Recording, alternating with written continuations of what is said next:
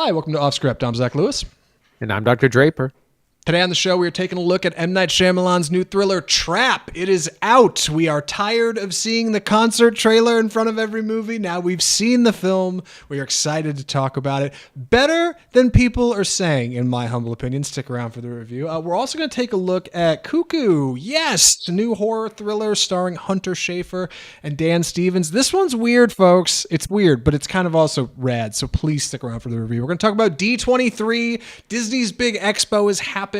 Incredible announcements if you're a big Disney fan. If not, you might not be so swayed, but we're going to review it. We're going to go over all the big hits for you in the middle of our show. Before we get to all of it, we need to talk about the news. Our first story this week, Kevin Costner's Horizon Chapter 2 gets a Venice world premiere. Big news for Costner heads out there, all right? Like there was a minute where it seemed like Horizon 2 maybe wasn't going to happen. It might get pulled. It's officially back on the slate. It's coming to theaters, but first it's stopping at Venice. Andy, what do you know about this? Horizon heads, rejoice. So they pulled this because Horizon Part 1 originally it didn't do very well, and so they were hoping to let audience have a chance to discover the first one a little bit more, which is a fancy way of saying they're going to stall, but they're going to do the same strategy they did for the first one, which was to premiere it at a festival like Cannes, like they did in May, and then hopefully to great acclaim, and then audiences will be excited about it. That's what they did with Part 1, and they're doing that again with Part 2 at the Venice Film Festival, which is on September 7th. And not only are they going to show Part 2, they will show Part 1 in the morning. So if you are there, you can get all 6 hours of Horizon, an American Saga Part 1 and 2 together. So this is a strategy to hopefully get more eyes on the movie, get a little bit more buzz on Part 2. I still think this is doomed, but it's going to be interesting to see what happens. That's right. If you're hearing about Part 2 now and you're thinking, hold on, what happened to Part 1? It already came out and you missed it, just like most other people. Horizon Chapter 1 came to theaters. It's like over 3 hours in length, huge cast of characters, but it was reviewed kind of poorly because people just said it didn't really go anywhere. It feels like a whole lot of setup that doesn't lead to anything. Obviously, Chapter 2 would be much anticipated by the fans that have seen it, but meanwhile, they've been trying to jockey how we can get more eyes to it and get it in front of more people. So this seems like a big way to put it up on the screen, big flash, boom, Horizon is still here. It's still relevant. Come check it out. We're going to have it at Venice. It'll get some press. It'll get some buzz. Hopefully that'll get people moving on Chapter 1. And if we can get that to a streamer or get it so people can see it easily, then maybe that'll build up some hype for Chapter 2 to come to theaters. We did not cover Chapter 1 on this show. There was a lot of stuff coming out that week and we were busy, and admittedly we're not super into like the 3-hour runtime for the big Western epic. But listen, I would love for these movies to turn around and be something awesome. If Chapter 2 comes out and has incredible reviews, it's tough to say we wouldn't cover it on this show. So I, for one, am willing to say that I would be here for Horizon if it turns out. Well, but I guess we'll have to see. Andy, would you be willing to watch this feature? What do you think? I think I would actually be more willing since Part 2 is out, because I heard Part 1 was all set up and it doesn't really get going, and like Costner doesn't show up for the first hour. So the fact that Part 2 would probably have a little bit more payoff and development might make it more kind of binge worthy, maybe watch it over a couple of weeks, all 6 hours of it, but it's a big ask. It feels like TV. Yeah, it feels like TV. And I think that may be where it's best adapted. Like just not long ago, I rewatched Hateful Eight Extended Edition, the Quentin Tarantino feature on Netflix, which is split into 3 parts. It's longer than the original run of the film, but it's like kind of segmented, and it actually works real good and makes it real easy to kind of watch an hour and then take a break or come back to it. Nothing wrong with that formula, I don't think. It's totally reasonable for Horizon. Hopefully Costner's willing to pivot a little out of theaters to get more people interested. What's coming to theaters is certainly more interesting, though. Britney Spears has a biopic officially happening at Universal in a huge, huge deal. Fierce bidding war, according to the New York Times, who wrote this up. It looks like John M. Chu's going to direct it. Who's the director of Wicked, coming out this Thanksgiving, and then assumedly Wicked Part 2 to follow that, also directed In the Heights.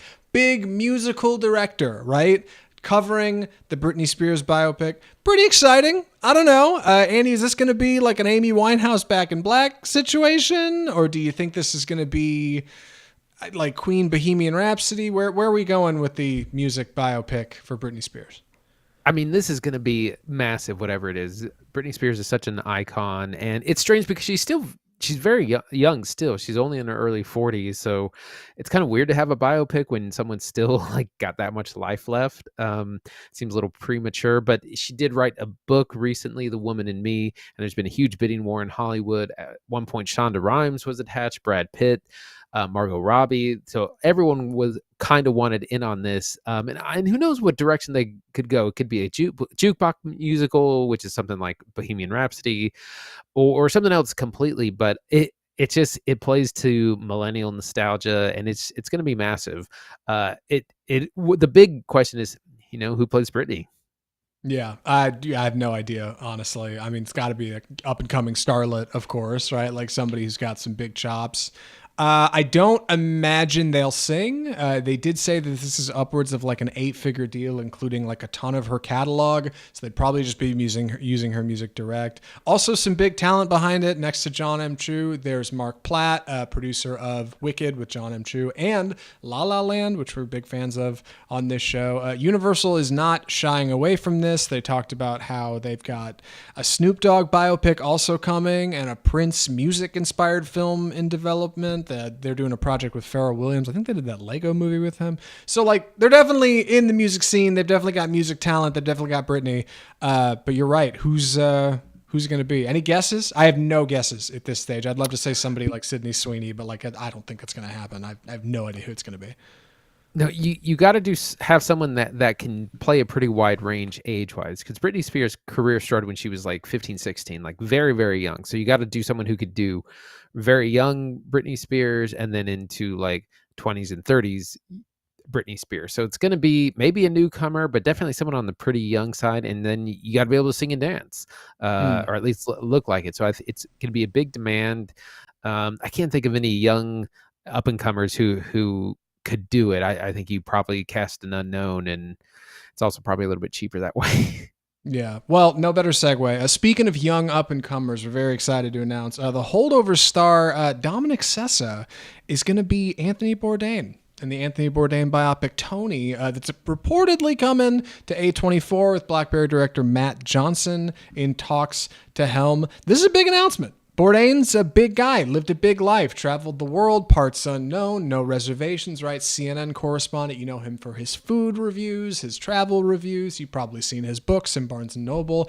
And now our boy Dominic Sessa's got another big role in front of him, right? Like, it may not be a bad fit. What do you think, Andy? Really excited for Dominic Sessa to be on board with this, because we knew he was a huge star in The Holdovers, and which is an amazing story in itself, because he was just happened to be going to the school where they were filming it, and he auditioned for the part. Like, he was still in high school when they started shooting, and now he's just a star, and I was really anxious to see what he was going to do next. So I like that he's landed this big lead role playing this iconic character. So I hope he knocks it out of the park, and I think that's really exciting, and I'm interested to see what Matt Johnson does. Because I haven't seen BlackBerry, but I've heard that it's really good. I actually watched BlackBerry just a couple months ago, and Johnson stars in it and is good in it, but also does a great job directing. I get why it's got the indie buzz it has. Glenn Howerton has a couple really big scenes in it that I know I've seen clips of on Twitter, but I think Bourdain will be good content for a biopic. I actually was just reading an excerpt from one of his books that somebody got me for a gift not that long ago, travel book. And he talked about growing up just outside Boston, over by the coast, on the East Coast, a young chef doing lots of drugs, partying, like living in shacks with his friends, like just making it barely to work on time. And then eventually like becoming a person who begins to travel out and grow and falling into cooking and falling in love with traveling. Like, I think there's a lot of cinematic meat there. I think he probably wouldn't have thought so, but that's how movies go. So for what it's worth, I'd definitely be interested in checking out Tony whenever it comes around. One more story this week before we get to our trap review from the box office. Deadpool and Wolverine is unstoppable, dude. Not to mention It Ends With Us, which had a huge opening this week. Andy, what do you know about this? Well, some of the big news is that Deadpool and Wolverine crossed the $1 billion mark. The second movie from Disney this summer after Inside Out 2 to cross that.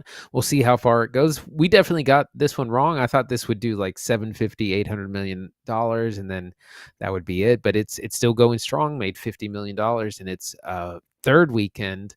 And then a bit of a surprise, maybe, depending on who you ask, but Blake Lively's It Ends With Us, which is, she's, of course, married to Ryan Reynolds, so people are saying they kind of have had a little bit of a Barbenheimer moment. Did really well with 80 million globally, 50 million domestic. And this is based on the novel by Colleen Hoover, which was a New York Times bestseller. So this Hollywood couple having both their movies at the top's a big deal. I'm pretty surprised about It Ends With Us. We'll talk a little bit more about the strategy in a second. Yeah, I have a hard time really enjoying Ryan Reynolds projects in my twilight years because he just seems like a billboard on the side of the highway now. Like every time I see him, I think, what is he selling me? What is he advertising to me? Am I buying it? And it doesn't seem like a coincidence that Deadpool and Wolverine and It Ends With Us are coming out right next to each other. Like that's awfully coincidental if that's just the way it happened to land. But if I didn't know any better, I'd say that it's a very concerted effort, like by him and their family and Blake Lively, of course, to like, keep their goals on track and make sure that they're getting people to buy Aviation Gin and Mint Mobile. I say that like I think probably more cynically than it should come off, but in the larger way, I do think It Ends With Us is likely a really important message. I know my wife's a big reader. She's had a number of people ask about whether or not we are going to see it, if we've covered it on the show. We haven't, and we haven't seen it yet. It's not to say we couldn't, but for what it's worth, we've been talking about Cuckoo for like months, and I was really excited to watch Cuckoo. So I'm glad we got to check that out. Between the break for Trap last week, it just ended up too perfect. But Andy, what do you think? Am I too cynical about Ryan Reynolds? Should I maybe relax? I mean, I just feel like the man is constantly trying to sell me. I'm kind of the same way. In the lead up to Deadpool and Wolverine, there were so many ads for like Heineken and his tequila or whiskey, whatever it is. Like, it's just constant brand. Like buy this, buy my brand of this, and that. And it kind of just wears you down after a while. I also wanted to mention that the Borderlands movie came out, huge bomb, $110 million budget. Made under $10 million this weekend, and I was gonna give it a chance. I kind of liked the way it looked a little bit, but everyone said it was really bad. Has like a 7% on Rotten Tomatoes. Huge bomb. Yeah, and which is a real bummer because I played the Borderlands games and normally would be like ripe audience to go see that, but man, I saw people. I mean, it dropped with a 0 on Rotten, a 0%. Now it's at like a 7, but like I saw people saying like, boy, they wish they'd been softer on Madam Web after seeing Borderlands. Borderlands, truly nothing there. So I don't know. Maybe we'll get around to seeing Borderlands at some point. But at any rate, incredible numbers for Deadpool and Wolverine, especially an R-rated feature. Incredible numbers for It Ends With Us. As far as I can tell, both W's. Borderlands, maybe not so much. But with that, we got to move into our reviews, of course. I'm going to be taking the summary on this first feature, so please excuse my clumsy delivery. The film is Trap. So, 30,000 concert goers, 2,000 police, 1 serial killer. Trap is the story of Josh Hartnett, a father, right, of a young daughter, Riley, who's taking her to a concert. She wants to go see her new favorite artist, Lady Raven, this kind of gothic Taylor Swift kind of character, who's doing a big surprise concert in their town. They arrive, he manages to get tickets, they show up, and you've probably seen the trailer, right?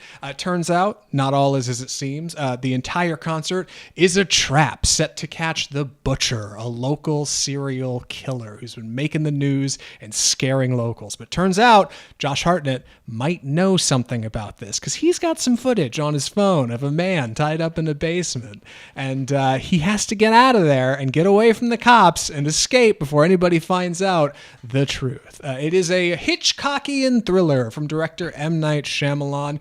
And it's exciting and it's different. And it features music from his daughter, Salika Shyamalan, who also stars in the film as Lady Raven. She does the music for the film. A concert is functionally all built around her concert. It is an odd father-daughter sort of love letter horror thriller feature that I'm really excited to talk about because it kind of defied expectations, I think, a little bit for me. Andy, what did you think of Trap? So I thought this was a mixed bag. I think parts of it work. I think the technicals are very strong, like the way it's filmed, the way it's shot, a lot of the setup with they have a lot of police vehicles and things that they're working. They hired 1,000 extras to be the crowd and had to constantly move them around the stadium for different shots so it would look full.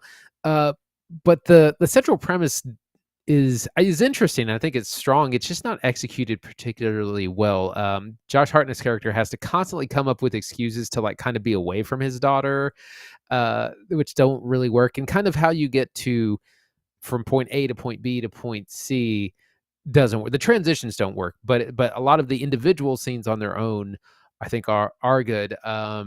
Really strong acting. Salika Shyamalan actually does a fair bit of acting in this. I thought she was surprisingly good. She had a bigger role than I thought.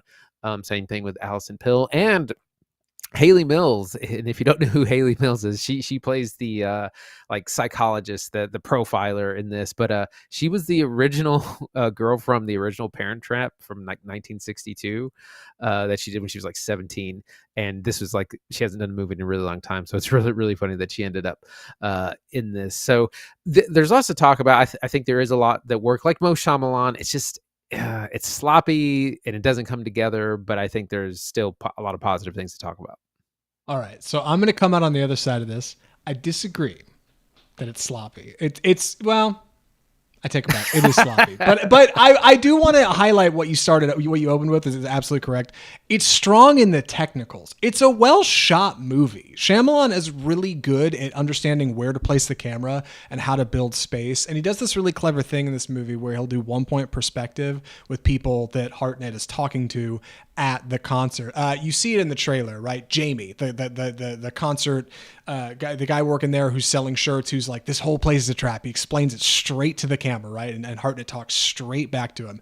This happens a number of times in the feature. Additionally, he's got to, kind of navigate things with his daughter because she's none the wiser, right? Like she's just at the concert. So we, the audience members, know there's suspense, that we know that there's stakes, we know there's something going on here, and our protagonist has to try to get out of the mousetrap before it snaps on him. It's Hitchcockian because it's a bit of a bottle feature, right? Like you've got your whole conflict happening in one set place, but the place it's happening is very large and very grand and big in scale. And that's something that Shyamalan does really well in this movie. I think the concert stuff works really good. They got floor seats functionally, so you're already pretty close to the stage. But as the film goes on, we begin to move closer and further. There's like hidden panels that come out of the floor for special effects stuff. There's goofy costumes on stage. There's big set designs. And the music isn't bad, admittedly, like for what's here. Salika Shyamalan not only does a good job acting in the movie, she did a good job putting the music together. The performances are solid. They're sultry and big tones, big vocals. Like, I think all that stuff works really good. But I think where this movie falters is the broad strokes of the script, which Shyamalan penned, right? Like it's the big writing. It's how we get from A to B to C to D and keeping your audience on that track and believing that the world you're building is real. That's where things get shaky. That's where I think people feel like Trap underperforms and doesn't keep interest. And you go, wait a second, how did he get from there to there? How did this happen that way? That doesn't make any sense. You start to poke holes in the narrative of Trap because admittedly, it's a premise that's kind of full of holes, I think. And that does create some problems. Yeah, it's kind of like a B movie. And I think Josh Hartnett does a great job. But unfortunately, he's like a much more incompetent Hannibal Lecter, like because he's supposed to kind of, he's ahead of, he's outsmarted the police, he's outsmarted everyone, but he's trapped here, he's trying to get out. He keeps needing to like go places while he's at the concert, and so he leaves his daughter like 3 or 4 times. Like he's like, oh, I gotta go check on this or that, I gotta go get a t-shirt, and it's real clumsy. Like it's just like no one would believe you, like you're so suspicious right now. And also the plan to like trap him isn't very good either, because it's just like, oh, we're gonna get him on the way out, but it's like there's 3,000. They identified 3,000 men, and it's just like could easily just saunter his way out. I don't think that's a very good plan either. We are not at the concert the entire time, which I was kind of glad to see. But the way we kind of get out of there and move to a different locations is also fairly implausible. Like he's supposed to kind of be like a criminal genius, and it's just not very smart, or it's just not kind of believable enough. But once we get to those different locations, it is a lot more interesting. Yeah, I really can't understate how good Hartnett is in this movie. It's such a delight to see him playing a protagonist role again. I know we saw him recently in Oppenheimer as a brief supporting cast, just like many other people, many other great actors in that movie. And it's nice to see him in the front, and I think he's doing a great job with what's here. Shyamalan reportedly casted him after they met and kind of talked about movies they were working on, and Hartnett told him he was working on Oppenheimer. And then they got to talking about their daughters, because they both have 3 daughters, as I understand. It's funny, one of Shyamalan's other daughters is in film. She made The Watchers, which is another thriller that just came out. It was her first movie. We didn't cover it on this show. There's a brief shot of a billboard of The Watchers in this movie, though. So, like, making sure we got some love on both sides of the aisle. Shout out Shyamalan. But reportedly, after meeting and talking about being a father to daughters and what that's like that's when Shyamalan really fell in love with the idea of Hartnett taking on the role. It's also funny you mentioned Silence of the Lambs, Andy. That's exactly how Shyamalan pitched this feature. He said it is like Silence of the Lambs at a concert, which is like probably too big, I think, for what it is. But I mean, you're right in the way that like you have this seedy character who is presented as rather sharp, who is acting like somebody they're not, and trying desperately to get out of the situation that they're kind of trapped in. And for what it's worth, while I do think him getting away from Riley and Riley, I should say, played by Ariel Donahue, who's good. She's good. She's fine. No problems with Riley. Him asking to leave her for the 5th or 6th time, and her for the 2nd or 3rd time being like, "Dad, you're being really weird. What's going on?" You know, it's like, okay, you're really stretching like as far as people would believe this. But I had an okay time putting that stuff on the side, because I felt like I knew going in that Trap is on its face an absurd premise, and I wasn't looking for anything that's like too grounded in realism. I just kind of wanted to have fun at the movies. And in that way, I should say, I think that's somewhere where Shyamalan's dialogue shines. I think you can start to wander in so bad it's good territory when it comes to Shyamalan's chunky dialogue, because it's always been chunky. Even in stuff that he built off other stuff, like Knock at the Cabin was based on a book, and even that one had chunky dialogue. Like, he didn't even write all that. But like somehow in here, it managed to work for me. I fell under the spell. I kind of fell into it. I heard people comparing him to auteurs like Yorgos Lanthimos and Wes Anderson with their dialogue. I don't know if I'd go as far as to say that's out of here. Come on now. I don't think that's true. But the man's been working for 25 years. Like, he's got the basics down so good that he can get creative with the camera, he can get creative with the premise. I don't know. I kind of went for it. It kind of worked, which is a surprise because it got like a 50 on Rotten. And when I tweeted that I liked it, people were like, "What do you mean?" But you know. There were parts that do work in that Silence of the Lambs kind of way, where he creates several smart distractions that are pretty sinister. Like when we see this in the trailer, like there's a woman who's a little ill, and he kind of bumps into her and she falls down the stairs, and that creates a big distraction enough for him to go do something. And then he throws some bottles of oil into the deep fryer, which create a small explosion, again, distraction. And there's a part where he gets his hands on a radio. Those little things are smart, but then some of the larger strokes, like, you have to really suspend disbelief to. That's the part that doesn't quite work. I did like this. Reminded me a lot of Tenet, actually, the very opening, because Tenet has there's a big concert going on, lots of police outside running through the venue, the opera, Yeah, exactly. So very similar in that way. The dialogue for me, sometimes it is kind of bad. It's like kind of bad. Yeah. Yeah. It's like if you're writing a screenplay and you're writing your first draft and you don't really have the dialogue down, you just kind of write like the idea of like what you want to get to. And that's what this feels like. It just needed a lot more polish to make the dialogue feel more natural. Yeah. Additionally, I don't want to talk too much about spoilers or where things go, But in the broad strokes, I should say this film has a problem of the wandering protagonist, namely in that it can't really decide who the protagonist is towards the end of the feature. Because if you think of Silence of the Lambs, right, Hannibal Lecter is not the lead. Hannibal Lecter's only in like 16 minutes of that movie. And this movie kind of takes some liberties, I think, with kind of who is in charge of the action at multiple points, and it pivots around. And I've a couple people I know that have seen it have talked about it and brought it up. It's odd. So if you see it, right into the show, let us know what you think. But I additionally think, I don't know, Shalika Shyamalan's really good, Hartnett's really good, and yeah, it's a goofy premise, but like for summer at the movies, like I think I had a pretty good time for 90 minutes. I do want to mention before I wrap it up though, the relationship between Shyamalan and his daughter who handled the music and starred in this. Shalika, this is her first film she's ever starred in as far as I know. And she does a good job in it, right? Like she's not bad. And Trap is this sort of meta love letter to Shyamalan, and him standing in the audience at her concerts and watching her perform and seeing her from the side of the audience is a big part of this, and seeing the big screens and seeing the costumes and seeing the security officers and the people in the arena. Like that's all a big part of it. And I think where this comes from is Shyamalan being a filmmaker, being a creative, being in that audience and letting his mind wander a little bit and thinking, this is an interesting scenario. This is an interesting setup. What if something was off here? What if I was a bad guy and needed to escape? How would that work? How would that look?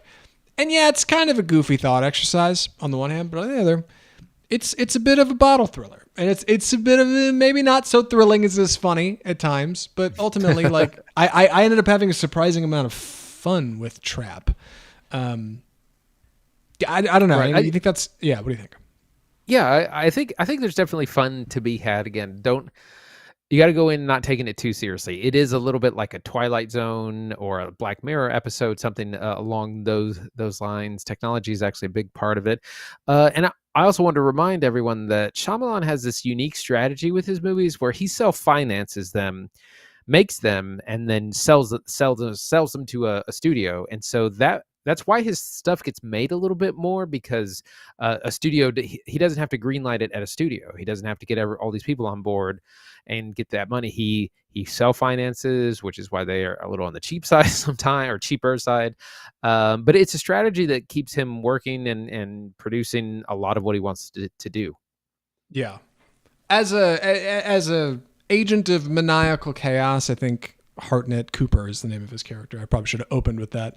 Hartnett's a lot of fun, and I think in that same way, like Shyamalan brings a certain something to his writing that is here in Trap that I didn't see so much in Knock at the Cabin. And I should say, like, I do like that it's nice to see him in kind of the thriller zone again. You know what I mean? Like, Knock at the Cabin is certainly tense, but Old and Knock at the Cabin both give you the premise right up front. And well, Old takes way too long actually to get to the premise, but it's based on a graphic novel. It's fine. I guess you could lean that way. Like, I like that this movie within like the first 15 minutes catches you up to the trailer, and you're like, okay, I'm in line. I'm in the queue. I'm here for whatever is going to happen in Trap. Good pacing, albeit odd. Like, I don't know. I think it ends up being a fun feature. Any other thoughts or recommendations, Andy? I should wrap it up. I think I'm ready. Andy, would you recommend Trap? I would, but I would say save it for streaming. I think it is worth giving it a watch. But if you're not super excited about it, maybe wait till home. That said, a lot of the concert stuff works really well on the big screen. The big audience, the big dance numbers, the stage, the lighting, all that that works better probably in the theater because it's more immersive. But I'm going to say save it for streaming. I'm going to go the other way. Go see it in a theater. Although, like Andy said, I think you had a great explanation of like what you should expect, like Twilight Zone, Black Mirror episode kind of stuff. Soft gloves, nothing big. Nobody's attacking the president of the United States. There's no global war on terror. Trap is very small, and like I think that's kind of cool for what it is. I ended up having a lot more fun with it than I thought I would. I think Trap's good stuff. You should go see it in the theater if you can. Don't sweat bringing a friend group. They may not all love it. It's rather divisive according to Rotten, but for what it's worth, like I think Trap is not a good movie, but fun movie. And ultimately, like when you're going to the movies this summer, like I think that's, I think it's worth mentioning. I think it's commendable. Speaking of commendable, we got to talk about some big announcements that just happened this last week. We were off of the week. We were off last week. We're here now. We're here to cover it. Andy, what do we call this segment? It's time for the death of cinema. So we're going to be covering D23, which is Disney's annual big announcements of film, and it's basically like Comic-Con, but just for Disney. The famous Hall H at Comic-Con. Disney just has an entire weekend of just their stuff where they have announcements of shows, movies, parks, like all stuff Disney. And we got a lot of new announcements, things we didn't know were coming, so we're going to get right into it. One of the first announcements is Avatar 3 will be called Fire and Ash. We had some other stand-ins, I guess, for that, but that's the official title, and we saw a logo, and that actually looks cool. We saw one of these fire Na'vi they were like wearing a necklace of like the scalps of the other Na'vi. I was like, that's kind of metal. So I may actually be turning around on Avatar. We'll see. Oh boy. we'll see what that looks like. But yeah, it looks a little dark. We also got an announcement of Toy Story 5, which will be coming out June 2026, so a couple of years away. The tagline here is Toy meets tech when Buzz, Woody, Jesse, and the rest of the gang's job get exponentially harder as they go head to head with all new threat to playtime. So toys versus tech. Zach, what do you think of that? Well, first, regarding Avatar 3, I think people are officially on the hype train for Avatar. I think Avatar is going to make $1 billion, which is nuts. Like, because when Avatar 2 got announced, it was like, yeah, right. There's no way he does it again. And yeah, not only did people think it was cool, the stuff for Avatar 3 looks cool, so here we are, like, get back on the Cameron train. I couldn't believe he even came out. They actually had James Cameron on stage. Jim Cameron himself, he came up from the bottom of the ocean in his submarine, so that was neat. And then regarding Toy Story 5, dude, all right, I got a soft spot for Toy Story because those movies were coming out when I was coming up, and then Toy Story 3 was Andy going to college, and that was the year I was going to college, and all of my classmates were going to college, so that big change in life was a big thing. 4 was like a leftover script from John Lasseter that never should have got made. It came out as a fine feature, but nobody was too excited about it.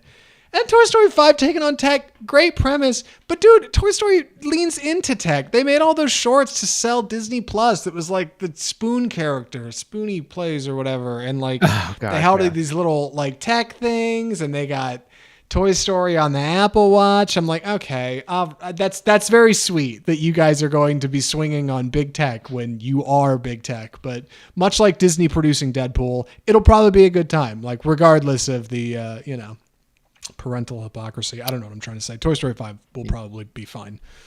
Yeah. Pixar had another announcement of a film called Hoppers, which comes out in 2026. And it's about a girl named Mabel, who's an animal lover, who seizes an opportunity to use new technology to hop her consciousness into a lifelike robot animal, an adorable beaver. So it'll be kind of an out-of-body Pixar thing. We didn't see anything, not even a logo or any footage, but that's 2026, so another 2 years away. So we'll see that's Pixar's like only original idea upcoming. Zach, what do you think about Hoppers? Yeah, I do want to talk about some other stuff Pixar announced, but regarding Hoppers, it seems like it could be fine. It seems like it could be fun. It seems like an idea that would have come from like the Pixar of like 10 or 15 years ago, like a Soft Glove, Bugs Life, Monsters Inc., Finding Nemo kind of idea. Like, okay, yeah, like can hop into and out of beavers. Sure, I kind of get that. But it was a great TikTok about this over the weekend. Somebody was like, boy, I'm so tired of Pixar just announcing sequels and remakes and sequels. Why won't they do anything original? They said, sure, here's Hoppers, a movie about a girl who turns into a robot beaver. And they're like, that's terrible. That's awful. Like where's something new and original? That's fine. Elio looks okay. I know they announced a little bit more stuff about Pixar's next original Elio, that feature. But really in sequel territory, we got a lot of announcements. Number one, Big fan of Brad Bird over here. Incredibles 3, very exciting. All right, Brad Bird is developing Incredibles 3. I like Brad Bird. I think Brad Bird's great. He directed The Iron Giant. He did Incredibles 1 and 2. Like, I think that could be a good time. I don't know where you go with more Incredibles, but Inside Out 2 just made over $1 billion, so they're going to make Incredibles 3. Zootopia 2 got announced, which is not from Pixar. It's Disney Animated Studios. They showed a clip. Very exciting, right? You got the old characters back. I don't know where they're going to go with Zootopia 2, but Inside Out 2 made $1 billion, so they're making Zootopia 2. Frozen 3 has already been announced, but that's coming in 2027. Also Disney Animated Studios, not technically Pixar, but the waters get muddy the further down we go.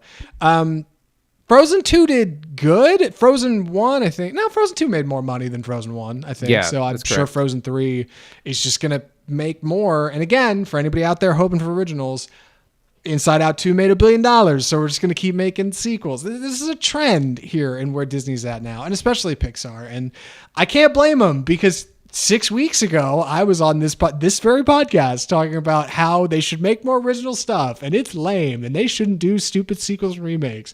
And I have been aghast every week seeing Inside Out 2 continue to make more money. So, my God, the bean counters might have it. This isn't it. There's a couple others. Freakier Friday, the sequel to Freaky Friday, starring Jamie Lee Curtis and Lindsay Lohan. We got some more announcements about that. I don't think we have any footage or anything, but that is coming. Live action follow-up to Freaky Friday, where they switch with their granddaughters or something now. I'm not even really sure. And then, of course, we got to look at the live-action Lilo and Stitch, which is really just an animated Stitch, but animated more lifelike, right? Kind of like that Lion King look.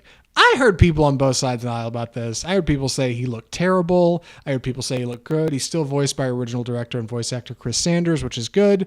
I think he looks fine. I think the Lilo and Stitch remake does not need to happen, but I thought most of them didn't need to happen. And Inside Out 2 made $1 billion. So what do I know? What do you think of these, Andy? Like, what, am I being too cynical? Am I off the reservation? I mean, it's a little depressing because it's just like these are all sequels and or remakes, reboots of all these properties, and it's a little bit of a letdown. I am excited for Incredibles 3 because I love The Incredibles. That's probably my favorite Pixar film, the first one especially. Those have been really good. It's a fun idea. Zootopia 2 is A, propaganda, B, I'm not excited about it. Frozen 3, again, not for me. Frozen 3. I'm surprised how long it's taking for that to come out, because that was, again, announced last year. So it'll be like 4 or 5 years since Frozen 2. It's like kind of a long time. Freakier Friday, I'm sure that'll be fun. Lilo and Stitch. I've actually never seen the original, but there's probably an audience for that. Yeah. Oh, dude, we gotta Some watch the trailers, original soon. That movie rocks. some trailers that were shown.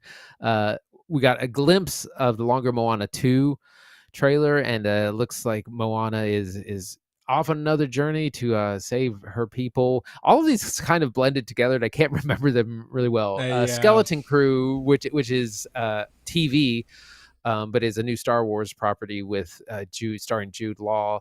That looks fine. Agatha All Along, the very long gestating Marvel series, followed up from WandaVision from 2021. Like, again, taking so long to come out with Catherine Hahn. I do like Catherine Hahn, though. We got our first glimpse of Snow White, starring Rachel Zegler. This looked really kind of not great. Everything is CGI. Like, her hair looks CGI. All the dwarfs are CGI. Not a good look. And then we got a full trailer of Mufasa, the Lion King. Got a little bit more of the plot and the look of that. That looks fine. That'll probably do fine. These don't look great. I'm sure there'll be a hit with the kids. Yeah, I pretty much land in the same place as all of those. Moana 2 looks a little stronger than the Moana 1 trailer, or the Moana 2 teaser trailer. I gave that trailer a hard time for functionally showing nothing new and just recycling a bunch of assets from the first movie. A little bit more here. Credit where it's due. Of course, they got to make more. Good for them. Skeleton Crew looks fine. Looks like a Amblin Entertainment-inspired Star Wars story. 4 young tykes off lost in space. Got to find their way home. Agatha All Along. What is there to say? Catherine Hahn, right? She's Agatha. She's been Agatha. She's been Agatha all along. Snow White looks bad. Snow White, I think we knew was going to look bad because we knew that the 7 dwarves were all like CGI, and we knew that they were probably shooting the volume. But like, dude, I didn't know how bad they were going to do Rachel Ziegler's hair. Like, my God, she's been getting dunked on all weekend. I feel She bad looks like for Lord her. Farquaad. Dude, she's swinging on Twitter. She's coming back at people. Good for her. Respect. Gal Gadot is the Wicked Witch, is going to be fine, probably. And then Mufasa, like, admittedly, credit where it's due, full trailer, does give us a little bit more emotional core at the center of the film. That's what Barry Jenkins has been talking about for a couple months, and people wrote it off as, like, just another Lion King sequel. He was like, no. There's something good in this script. There's a reason I'm doing this movie. I could see that in this new trailer, but it also just looks like more CGI junk trailer, right? Like, I don't know. Maybe I've gone around the sun too many times. Maybe I've watched one too many movies. As an adult Disney fan, as somebody who was a Disney fan as a child and has grown older and continue to consume their content, it just seems a whole lot like a lot of the same. You know what I mean? It's like a lot of this. We're just reheating the thing we did a couple summers ago, and we're serving it back to you because we know it'll make money. And what kills me is it works. Because I'd love to say that's creatively bankrupt, but it isn't. Inside Out 2 made $1 billion. So for all I know, I mean, this is good strategy, right? Like, this is how you run a business. This is how you run a company. Yeah, I mean, a lot of announcements. So some people incredibly excited about it. I think a lot of those will be successful. Some of them won't. Some of them might be somewhere middling in the middle. But when you're running a business, you got to play it safe more than not. And I mean, everyone can be pretty risk averse in Hollywood. So Disney's no exception. There's one other I forgot about that I just noticed reading in here. Tron Ares. We didn't talk about Tron Ares. Tron Ares got announced. Well, it's been announced. It's a follow-up to Tron Legacy. It's created by, what's his name? Joseph Anderson. The guy who did, his name's not Joseph Anderson. Joseph Kosinski, the director of Top Gun Maverick, did the original Tron Legacy with music by Daft Punk, starring Jeff Bridges and Garrett Hedlund. Olivia Wilde. This new follow-up is a red-clad Jared Leto as the lead. See, we got a quick look at a trailer that got leaked online. I don't think there's a full trailer out yet, but Jared Leto appears to be a program that has escaped the world of Tron and has gotten into the real world, the flip of the normal Tron and Tron Legacy plot where a real person goes into the world of Tron, the computer technology world of the internet. We've got the opposite situation, music by Nine Inch Nails, which is very exciting, which is really just Trent Reznor and Atticus Ross, but under their Nine Inch Nails brand, which I don't know if they've done anything under in a while. Not a bad follow-up to Daft Punk, but not, too shabby either. Any hot takes on Tron Ares, Andy? Excited for Trent Reznor and Atticus Ross to get back on it. Been a fan of all their scores. They very recently did the score for Challengers, which everyone loves. So I think it's good. The last movie was scored by Daft Punk, which was cool. That group has broken up since then, so they not available. But I'm sure Nine Inch Nails will be really awesome. Dude, I was so upset when Daft Punk broke up. I was a big Daft Punk fan. It bums me out. So for anybody who's covering it, I guess Nine Inch Nails is not a bad pick for what it's worth. I think all of these properties are being handled pretty well, honestly. I think they're being stretched for sure, especially when you're looking at Toy Story 5, for God's sake. But for what it's worth, like, I do think Disney is making good moves here. Like, these all seem like good stuff. They made a bunch of announcements about the parks that everybody seems to like, who goes there. Like, overall, I guess 35,000 foot view. Before we move to Cuckoo, Andy, what do you think? How do you think Disney's doing at this stage? I think they're struggling. It has been better more recently. I mean, they've had a really good summer with hits from Inside Out and Deadpool and Wolverine. But man, they're fumbling at every other of their golden properties. Star Wars has a movie. I guess that was one of the announcements. Is of course The Mandalorian and Grogu is going to be next summer. I think 2025, or is it 2026? Maybe it's 2026. It's a ways off, but they've kind of fumbled Star Wars. They're actively fumbling Marvel. Like, yes, Deadpool and Wolverine has been a big hit. But and this is something I've come to realize. I don't think we're ever getting back to the Marvel heyday where everyone would just see everything they put out, and like 3 out of every 5 movies was pretty good, and you had a couple of duds, but everyone just went to see them anyways. I think we're just past that era, and I don't think we're ever really going to get back to it. And I feel like Disney just keeps trying to be like, well, how can we get back to the good old days, the golden days? And then I just think it's a different landscape, and it's just never going to be like that again. But they keep trying to get onto that track. Yeah, I think I agree. Like I do think they're spending smart here. They're putting money in good places, assuming these are reasonably priced properties and they're not doing like $300 million budgets like they did for James Mangold's Indiana Jones 5. Big bomb there. But you know, I think you're right. Like they don't seem to know exactly where they're headed. So in the meantime, they're going to lean on what's worked and they're just going to keep running in that direction. I do think there's maybe a lack of original work here. Hopefully they get some kind of good new stuff that comes up. Maybe Hoppers is real good. I don't know, but for what it's worth, you know, not bad. D23 pretty good, I think, for Disney fans, all things considered. As long as you're not one of those park fans. I hear people are pretty bummed by some of those announcements. But with that, we should move into our final film of the episode. Very excited to talk about this one. We've been looking forward to this for a long time on the podcast. And we're not a spoiler show. I should say that. We're not going to spoil anything. We didn't spoil anything for Trap. We didn't spoil anything for this. So I think you can listen safe if you haven't watched the film yet. But Andy's going to be taking the summary on this. Andy, please take it away. Cuckoo. So this is the latest horror film from new director Tilman Singer, who also wrote the film. He has done some TV and some smaller films, short films, and this is his first kind of big full-length feature.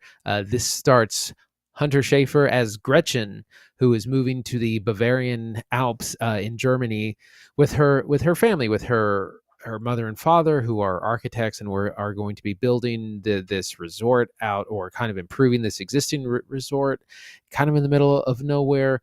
We arrive and meet Dan Stevens as Herr Koenig, who's a scientist / owner of all this stuff, who's really creepy and not real trustworthy at all. There's a lot of strained family dynamics. Gretchen's mother and father are divorced parents who have been remarried. She has a half sister named Alma, who is mute and kind of weird, and who they don't get along with at all. So she's very strained. She's 17, 18. She's about to be full-fledged adult, ready to get out of the house. She misses her mom from back in the States, struggling with the family. When they move in, she gets a job, or they employ her at the hotel, and the whole thing's really creepy. It does a very good job of being a little bit like The Shining, where in this isolated hotel in the Bavarian Alps, there's no one up there. Dan Stevens' character very menacingly says, like, at 10, like, be sure you're home by 10 o'clock, shut down.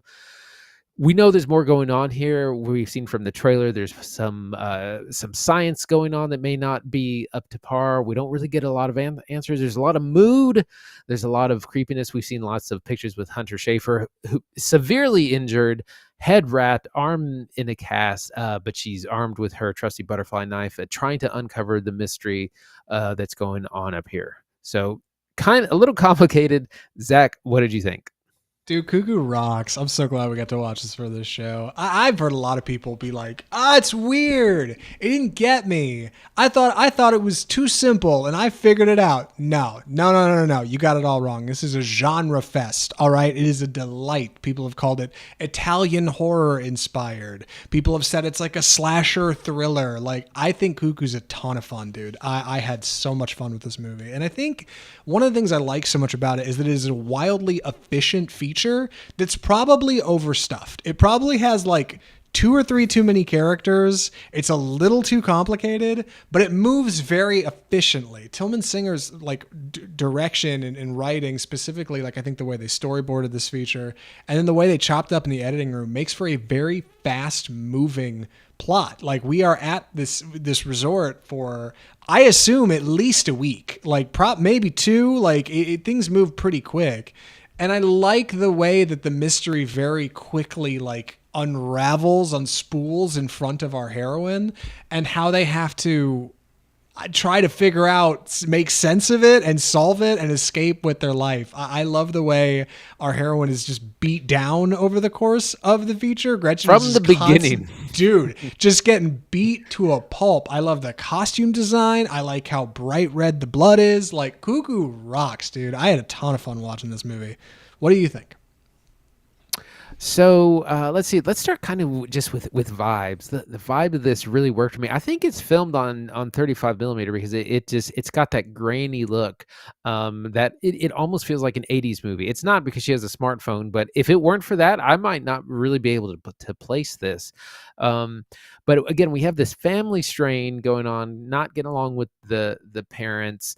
And we're at this weird isolated resort. There's no other kids around. There's a few adults. Everyone's really creepy. We get lots of shots like at the woods. Again, they getting that Shining vibe. Empty hotel, no one checking in, and definitely some references to that as well.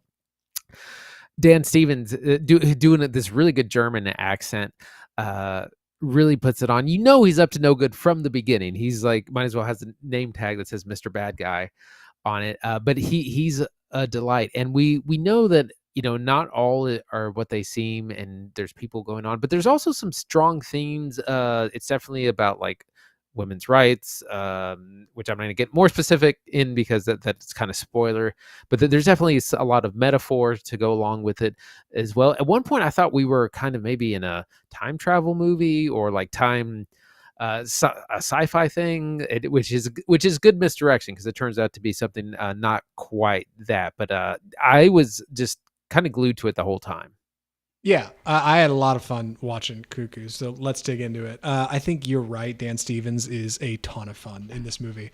And like, I've liked Dan Stevens in the past, but walking out of this, I'm like, dude, we got to start talking about this guy in a different caliber of actor. Like Godzilla v. Kong, a bright spot in a cast that's otherwise very poorly used in that movie. Like all the human stuff doesn't really work. He's a lot of fun in it anyway. He's in Abigail, which we didn't cover on this show, but I hear is excellent in directing Do a Radio Silence. I hear he's wonderful in that. He's in this movie and he's great. Like just like his presence on screen just shows up. He just seems so odd. He's got this thick accent that he works so good. Like Dan Stevens rocks, and he's great opposite Hunter Schafer, who is an instant star. I didn't watch Euphoria. I know they were in Euphoria. I haven't really seen that. They were briefly in Kinds of Kindness in a stupefying role, in my opinion. This is something entirely different. It is entirely unique. Gretchen is such a cool protagonist, like fascinating character, and plays great opposite her parents, Louis and Beth, played by Martin Sokas, who we saw recently in, God, he was in The Last Duel. He's like a knight. He's like one character in that movie. Oh, okay. And then Jessica Henwick, who I did not expect was in this movie. Her name's on the poster. Totally forgot. Delight to see Bugs from the Matrix Revolutions back, right? Revolutions? Reloaded? Resurrection. Excuse me. Matrix 4. Yes, Jessica Henwick is in this feature as well as Beth, the new mom. And then there's a newcomer, Mila Liu, plays Alma, who is Gretchen's younger sister. And the two of them do not get along great. Couldn't be more different, actually. Gretchen feels wildly isolated when they escape to this kind of resort. She's missing her friends. She's missing her family. She's missing her mom, of course, who is not currently in the picture. Like, all of these things make for Gretchen to be very emotionally deep. You get some genuine, like, crying scenes from Hunter Schafer, man. Like, deep. Like, just feels bad, going for it, digging deep, Sydney Sweeney kind of stuff, which is funny because she was also in Euphoria.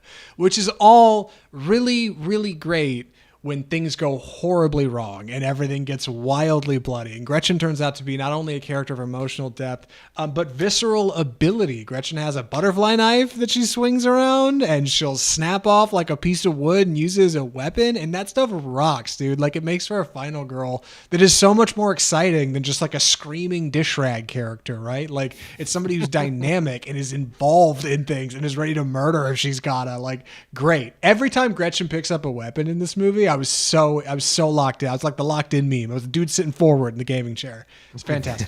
Exactly. One of the things that I think also works really well is that this is a big mystery, because it's like, what is going on? It's not like a slasher kind of horror. It's like, something's going on. You're given some clues. I'm trying to think of things we see in the trailer. We see people are suspiciously sick. Like, there's not a lot of staff around, but people are kind of sick a lot, which is, concerning. Again, it's empty. And so a lot of the fun is just her very slowly being suspicious of these clues, these abnormalities, making a couple of allies, trying to uncover the truth. And the more it unravels, the more kind of it draws you in, the more intriguing it becomes. So I thought that was a big success of the movie. And I was trying to guess the whole time. I was like, well, maybe it's this happening, man. No, maybe it's that happening. And but it's also not about you trying to guess the ending. It's a really fun journey, but also has a very engaging mystery. Talking about Dan Stevens and mentioning Abigail, I remember hearing in a lot of reviews for that movie that it's a film that suffers from its own success because Abigail, if you remember, the vampire child ballerina movie that came out just a couple months ago, they give away in the trailer that the child is a vampire. And the film doesn't do that. The film takes like 45 minutes to get to that. It's got the old problem, right? They shouldn't have told you up front that that was kind of the thing. They should have advertised it differently. They should have pivoted differently. I'm very pleased to tell you that Cuckoo does not have this problem. You don't know what's going on going in. You shouldn't know what's going on going in. We're not going to tell you what's going on going in. It is so much better for it. Andy's right. There's this really clever mechanic in editing and the way they've got the film put together that leads you kind of down a path of what you think may be happening. And it's good, man. It's really good, especially for a first feature, a big feature director. Tilman Singer writing and directing this does a really great job of like presenting this kind of unique mystery that is not that unique on its face. And I think is the reason some people have been kind of harsh on it coming out of the theater. Like, oh, well, you could have figured it out and I saw it coming. Nah, man, you got it all wrong. Like you were too busy looking for something that wasn't there. There's no way, yeah. Yeah, no like, way. like, oh man, people are overthinking this thing. Like, I think it's totally the wrong way to go. Like, I love the look of it. I like the costume design is really tremendous. Whether it's Gretchen as she's slowly getting more beat over the feature and having this like blue windbreaker kind of thing. She's got slung over her half arm with this cast and the wrap around her head, or Dan Stevens has a couple of really great fits. Good God, he's got these sunglasses in the open. There's a couple other characters I want to talk about that aren't in the trailer, and I don't want to give away who they are. But like, yeah, it's tough. Solid fits. I know, solid fits all around. Everybody looks good in this movie. Everybody acts good in this movie. Cuckoo's a lot of fun. I do think. I don't know if you had any thoughts about this. I do think it's edited a bit sharp. Because there are some large leaps in time that I think are confusing at first. And I should mention, I do need to ask you, Andy, specifically after the show. There is one aspect of the ending I didn't understand, and I'm going to need you to explain to me. Oh, okay, Did you find it at all confusing by the end? You feel like everything's wrapped up with the bow? I mean, where you at? A little bit. I think I was able to follow it by the end of it, but I was a little. I was hanging on, but just barely about what kind of the mystery once all is revealed, kind of how it all connects. It's definitely something that I think would benefit from a second viewing. I think it'll be really enjoyable knowing where it goes. But yeah, it was definitely a little bit hard to follow first time around. Yeah, good villain design, good hero design. Like Cuckoo's a ton of fun, and I'm looking forward to what Tilman Singer does next. I'm looking forward to what Hunter Schafer does next. Obviously, whatever Dan Stevens got going on, we'll probably see it. My man is having a banger year. Any other thoughts or recommendations, Andy? I think I'm ready. Andy, would you recommend Cuckoo? Yeah, absolutely. I had a lot of fun with this. I was really looking forward to it, and it did not disappoint. We got a really creepy movie, big on vibes, isolated hotel, very, very much like The Shining. Hunter Schafer gives an incredible performance as Gretchen, as this lonely teenager, kind of really yearning to leave and get out of the house, but also has to survive the horrors to come. Again, is beat up to a pulp throughout this movie before things even get crazy, and has to survive in an injured state, which is really unique. So highly recommend. Yep, same. Cuckoo rocks. From a German writer, German director. It is a different kind of horror. It has elements that are familiar, but are also uniquely different. It is something different from Blumhouse. It's something different from like the same generic horror I feel like we've been seeing all summer. It is exciting. It is fresh. It is new. It's cool, dude. Cuckoo rocks. You should totally go see Cuckoo in a theater if you can, if you could swing it. I don't think it's playing on any big screens because those will either be for Deadpool and Wolverine or Borderlands, but like if you have the means, go see it as soon as you can. You're probably going to have a great time. And that's our show. Good Lord, episode 263 of Off Script. Already nearly behind us. Andy, what are we watching next week? So, This week, August 16th, we're looking at Alien Romulus, which is the new horror feature from Fede Alvarez, and features starring Kaylee Spaney, and newest entry into the Alien franchise. So we'll see what that's all about. We're also going to be taking a look at Jackpot, which is coming out on Amazon Prime on August 15th, and this stars Awkwafina and John Cena, where Awkwafina's character wins the lottery, but everyone's allowed to try and murder her for her ticket, and John Cena is sent to as her bodyguard to try to get her, from point A to point B to cash it. This looks like a lot of fun. It's all a little silly maybe, but it is on Amazon Prime, so if you have that, we're going to be giving that a watch.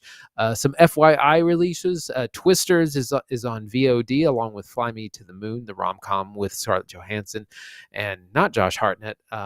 Gambit is on Channing Tatum. Right. Is in that. That movie bombed, but that is, if you're looking for a rom-com, that is available on VOD as well. And upcoming in the next couple of weeks, we'll be taking a look at the Crow remake, and I don't think we're going to watch this, but Blink Twice is another Channing Tatum horror movie, which comes out in a couple of weeks. But Alien Romulus and Jackpot for next week. Really came around on Romulus in the last couple months. The trailers look real good. And I'm an old Fede Alvarez fan, man. I like 2013 Evil Dead, so I think there's hopefully some real gas behind it. As for Jackpot, I'm real skeptical, but I'm trying to grow in the so bad it's good cinema genre, and I think it may be a good place to leverage that. It's a Paul Feig feature. We'll see. We'll cover it next week. But if you want to hear our reviews of Alien Romulus, you want to hear reviews of Jackpot, future reviews, The Crow, maybe that Blink Twice maybe when it comes around, best way to do that is subscribe to Off Script Film Review. Subscribe to the show, whether you're watching on YouTube, where we post all our videos, full reviews and individual. Big things going on the YouTube channel. You should come check it out. Whether you're on Facebook or Instagram, Twitter, or TikTok, you can follow us over there, all the usual social media places. Our audio listeners, of course, are on iTunes, Google Play, Spotify, iHeartMedia. Love you guys. Started with you guys. Won't stop with you guys. You can subscribe to us on those platforms as well, of course. You can check out the website, offscriptfilmreview.com. We've got extra interviews, additional content, and you can email us correspondence directly at mail@offscriptfilmreview.com. Right into the show. Tell us what you know. Tell us what you thought of the latest feature. Tell us if we should check out something we haven't seen before. Maybe we should revisit something. D23 thoughts. Whatever you got, we're excited to talk about it. From all of us at Off Script, the home of Bold Cinema, I'm Zach Lewis. And I'm Dr. Draper. Thanks for watching.